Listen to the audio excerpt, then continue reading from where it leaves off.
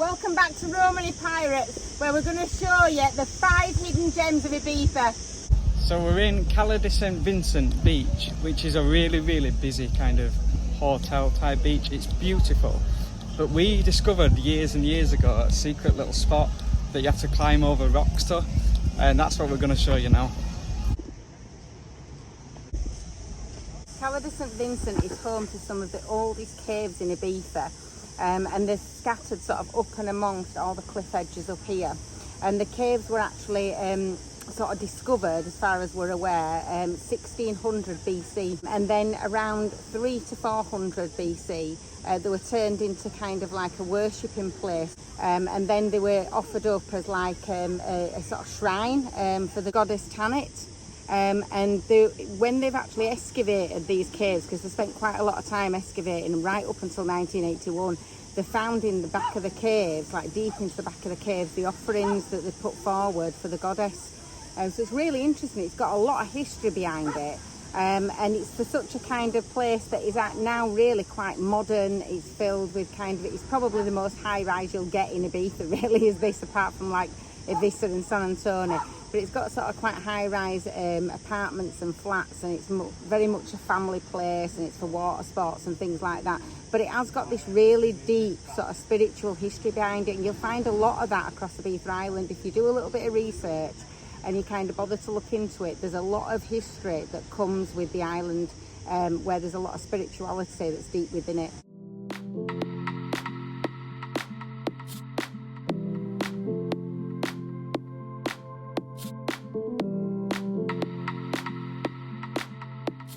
After clambering over all those rocks, we've arrived in this secret space. Nobody knows this is here because you can't see it. It's kind of hidden above the rocks, and there's a nice little platform, and it's just absolute paradise.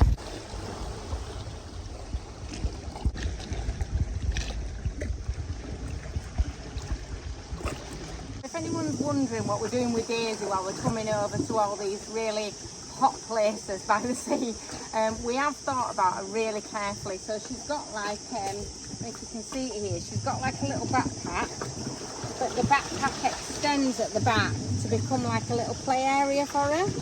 So she's totally and utterly shaded with a sheet over the top of it as well. And we've got the same in a pram as well. She's got like a cover over a pram, and it's got a mosquito net, but it's like a factor 50 sun protection as well. The other thing that's good to get as well is cool mats. So you can buy these little cool mats that work on pressure, so they'll still keep them cold even if you haven't got a freezer or a fridge or anything to put them in. But she's absolutely fine, honestly. So nobody needs to worry about Daisy, because I'm sure everybody's worried about being too warm.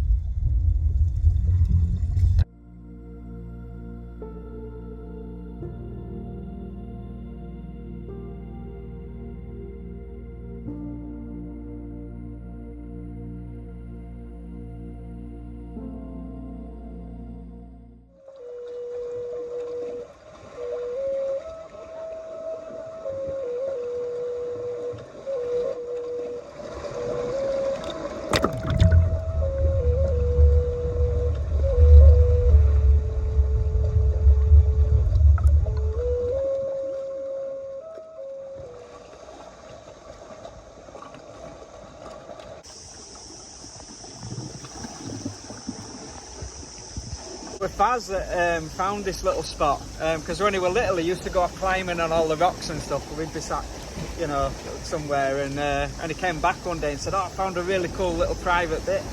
And we've been coming here ever since, and nobody's ever here, year after year, and nobody's ever here. Nobody knows it's here, because you wouldn't be able to see it unless you were, you know, you've really got to climb over the rocks to get in.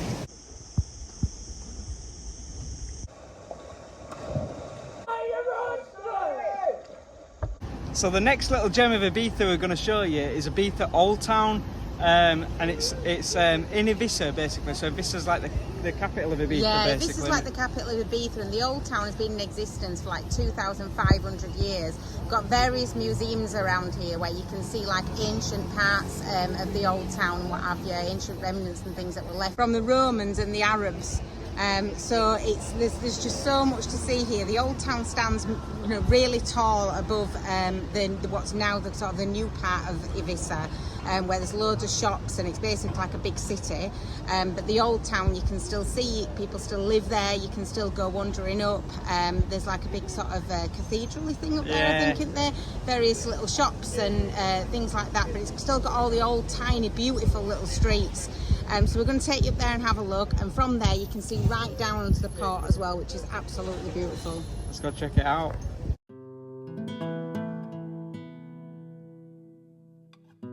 So the citadel, which is what you can see behind me, the old walls of the old town that would have once stood alone in this area of Ibiza, is now surrounded by all this new stuff. To get to Ibiza Old Town, it's really quite easy. You just kind of head for Ibiza centre, and you can't miss it. There's just these like enormous walls that you can see for kind of miles around, and it's absolutely enormous, and the history here is just incredible.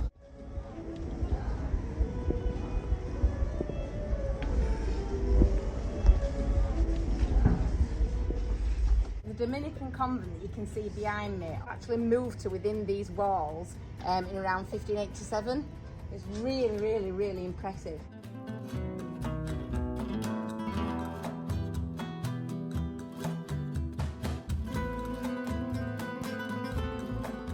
So salt was one of the biggest exports in the Middle Ages, going out to like Sicily and Naples and places like that. And would basically have been the main income for the island basically in that era, and essentially ended up building the island as it is today. So they've still got the original church in the Old Town, and it's open every single year that we've been here. It's always been closed, so I'm really excited to go take a look. This church was originally built in the late 1500s and it was damaged in the 1700s by an exploding keg. It was originally funded by the sale of all the salt from the island and a number of donations that were made. There's such a feeling for me, you know, when you go in, it's overwhelming, it makes you want to cry. There's this just absolutely overwhelming feeling, and despite the fact we've been coming here for like 11 years, we've never actually been inside because every time we come up they usually shut, so it's been a real privilege to come in and have a look this time. The artwork in there were just absolutely incredible, absolutely amazing, just priceless art, absolutely beautiful. So Emma was just saying, like, if you do want to stay like in Old Town on holiday, it's, how much did you say? £600 a night. £600 a night. £600 a night. That'd need to be a really good night for me. Or alternatively, there is a couple of good little spots here that you could park the van. I bet it's on park for night, this. Get that on park for night.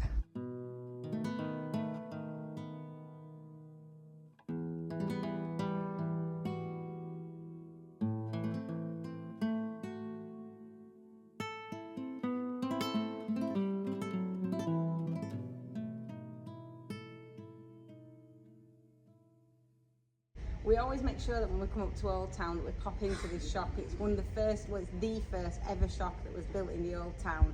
And I'm sure there was probably like maybe fruit and veg type shops, but this was one of the first sort of shops that was built for like tourism and that sort of thing. And this couple came here in the 60s and they've remained here. The same couple were in the same shop since the 60s. They're absolutely lovely, and we did have a postcard that's been in our previous van for years, and when I sold the van I accidentally forgot to take it down, so I've come back to replace it and put a new one in our van.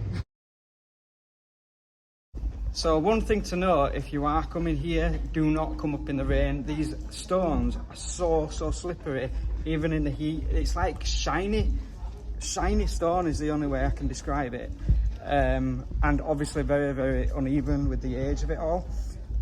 So even going down now, I've got pretty good gripped shoes on and I'm having to watch my step as I'm coming down here.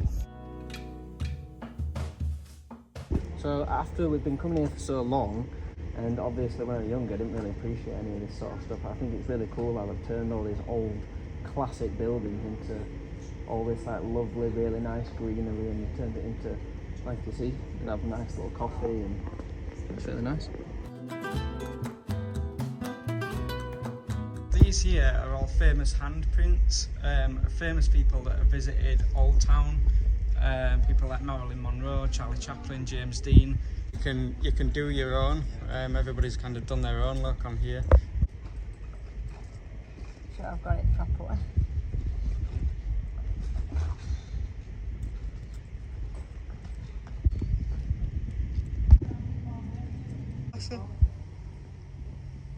What's that? Daisy, do you want to go on YouTube? What That's did you you. do? What did you do? So when you come down towards the bottom of Old Town, there's this beautiful little Spanish restaurant kind of right on the edge of Old Town, overlooking the city, which is absolutely epic. And they do the most amazing orange juice here, made from fresh oranges. That's what I'm gonna have. I'm going to enjoy my mojito, which is a mojito without alcohol. I once had one with alcohol and I could barely walk after it, so I stick to the ones without alcohol.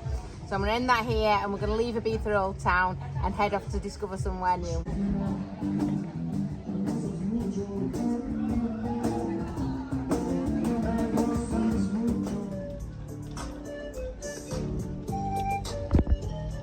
Tonight we're heading down to the Las Dalias market, and we're going to show you, it's such a special place to me and Reese, and we'll tell you more about that in the future, but it's such a special place to us.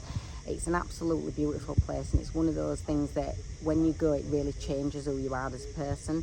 It's been running since the 1950s. It's now run by the son, I think they call him Juanito, I think that's how you pronounce it, of the guy then and the woman that originally set it up. It was originally sort of set up as just like a place to come and gather together, just a few people gathering together to listen to music, eat food, have like a little farmer's market, and it's now grown into one of the most famous hippie markets across the world. And they actually take the Las Dalias night market all across the world to different places as well now. It's absolutely amazing, and when you get there, it's one of those places that really sort of changes who you are as a person. If you're just open to it, you can feel the energy from it. It's filled with like all handcrafted goods. It's hosted people from like over 50 nationalities across the world who come together to sell their things. There's parents that are working on the market that've got the children with them, and they're carrying the babies on the fronts. And it's just a real kind of family affair where all the parents and all the people come together. They host like a namaste night as well, which is like a kind of party night, but again all the locals still get to go to that for free because they want to keep it as a local thing for Ibiza as well as for tourism. And it's absolutely amazing, but there's like this smell as you're walking around where it's filled with like incense and the smell of leather, and it's just the colours, the fairy lights, all the colours of the fabrics. It's just an absolutely amazing place. So we'll show you a bit of that tonight, take you around, and hopefully you'll get a bit of a feel for it yourselves.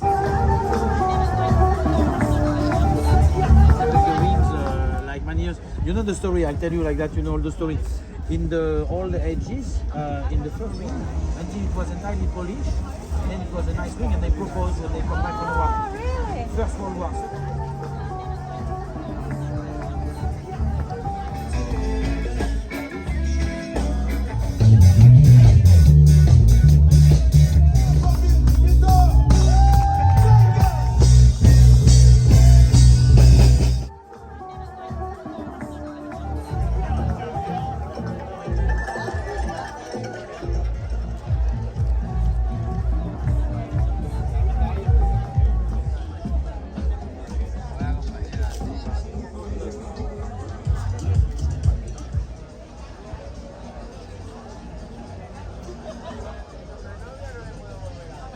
So I always love to spend my birthday over in Ibiza. This year my birthday's just passed, but I made all my family wait until we're all meeting up here so I could celebrate my birthday over here. So one of the things that I do whenever I'm over here is to go to a little place called CANAL BOAT.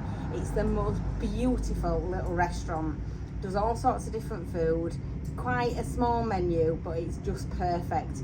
And it's kind of got these little hidey holes everywhere, and there's no lighting, it's all lit by candlelight, and there's these, like the outside of it where you eat is just covered in trees, and you're basically just sitting kind of like a treehouse really, next door to this little finca.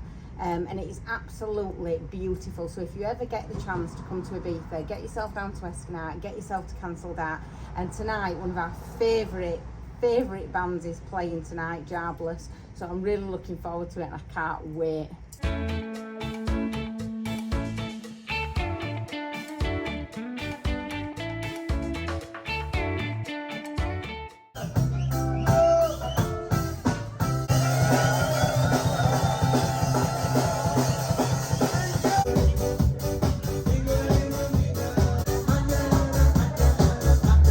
Fantastic night that was, absolutely love it.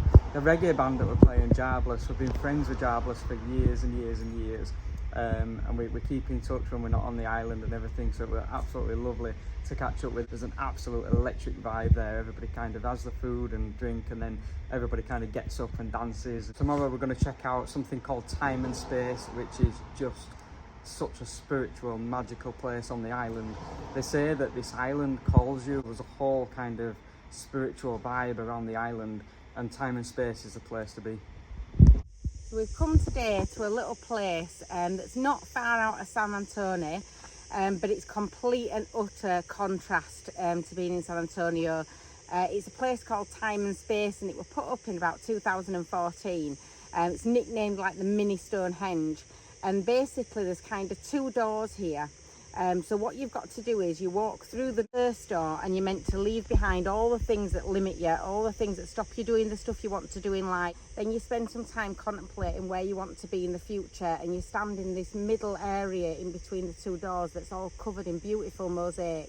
And it works a little bit like The Secret, like the Law of Attraction. And then you're meant to walk through the second door, leaving all the bad past, all the negative things behind you, and walk through into your future. And as you walk through the second door, you're faced with what is a massive rock that kind of comes up out of the sea. And it's meant to be the second most magnetic place in the entire world, basically. So it's meant to really help with this kind of law of attraction, transformation into your future. I mean, whatever you believe or you don't believe, it's one of the most beautiful, peaceful places. It's out in the middle of nowhere. So we'll show you the doors, and then we'll take you on and show you the mini Stonehenge afterwards. So I don't know how good you can sort of get this on camera really, but it's like a spiral of stones, and as far as I know, it's meant to represent the kind of everlasting spiral of life, the continuing circle of life, and it's all linked into the solar system and everything as well, which is what the mini Stonehenge is sort of linked to. Last time me and Reese came down to visit this place, it was about 3 circles of stones, so it's really grown and added to over time, and everybody kind of built up these stones in the middle as well. And you're meant to just sort of come and place your own stone. We make a wish with it, whether that you need to do that I don't know, but we kind of have what you class as a wish or a positive thought, and place the stone as like an offering, as like a positive thought, along with something that you're hoping to achieve or get to.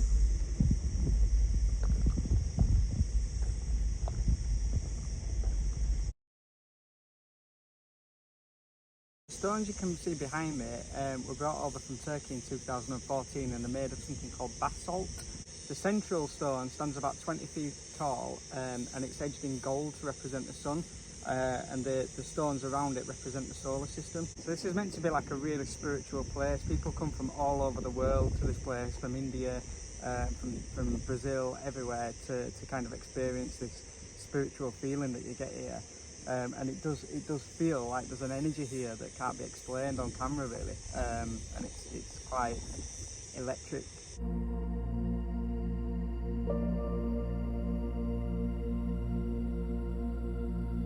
So the rock that you can see in the background there is Es Verde, which is a really kind of spiritual place on Ibiza, and that's why the doors and everything looks out towards Es Verde.